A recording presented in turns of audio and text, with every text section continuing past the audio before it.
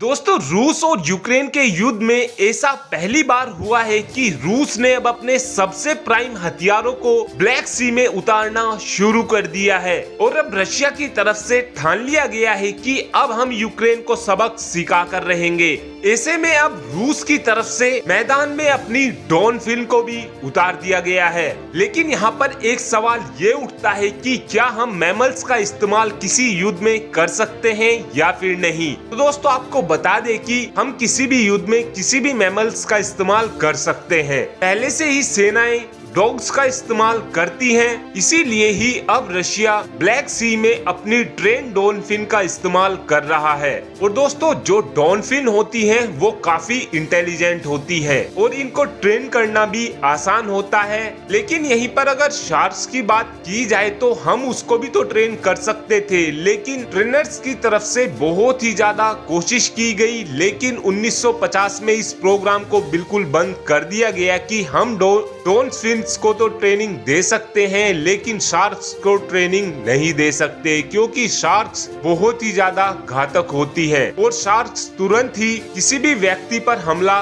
बोल देती हैं। इसीलिए ही हम युद्ध के दौरान शार्क्स का इस्तेमाल नहीं करते हैं। और दोस्तों, अगर डॉल्फिन्स को प्रॉपर ट्रेनिंग दी जाती है तो ये डॉल्फिन्स हर ट्रेनिंग में हर चीज को याद कर लेती हैं। इनकी मेमोरी पावर बहुत ही ज्यादा हाई होती है और ऐसा देखा गया है कि डॉल्फिन्स कभी भी किसी व्यक्ति पर अटैक नहीं करती हैं। इसीलिए ही इनको ट्रेन करना भी आसान होता है। और इन डॉल्फिन्स का इस्तेमाल किसी भी युद्ध में ऐसे किया जाता है कि दुश्मन देश की तरफ से अगर समुद्र में माइनिंग्स कर दी जाती है तो ये डॉल्फिन्स जाकर वहां पर ये पता लगाती है कि माइन्स कहां से कहां तक बिछी हुई हैं और फिर ये इंफॉर्मेशन मिलिट्री सेंटर तक पहुंचा दी जाती है, जिस वजह से हमारे फ्रिगेट, डिस्ट्रॉयर और पनडुब्बी बच जाती है।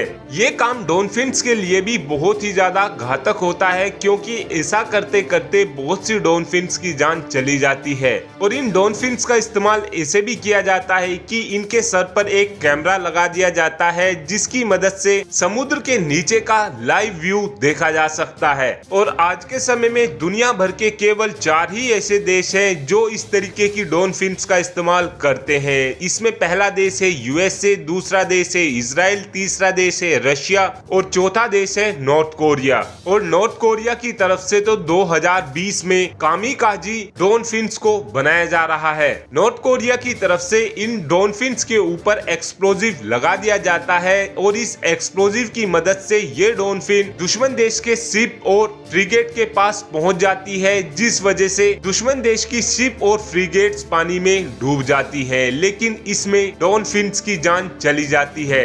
और अब कुछ सैटेलाइट इमेज से ये भी पता चला है कि रूस की तरफ से इस तरीके की डॉल्फिन्स का इस्तेमाल ब्लैक सी में करना शुरू कर दिया गया है। और ऐसा रशिया की तरफ से इसलिए किया जा रहा है क्योंकि अब कहीं ना कहीं रशिया को इस बात का खतरा हो रहा है कि ब्लैक सी के थ्रू कहीं नाटो रूस के ऊपर अटैक ना कर दे।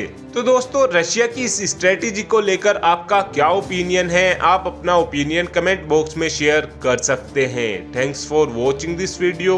Have a good day.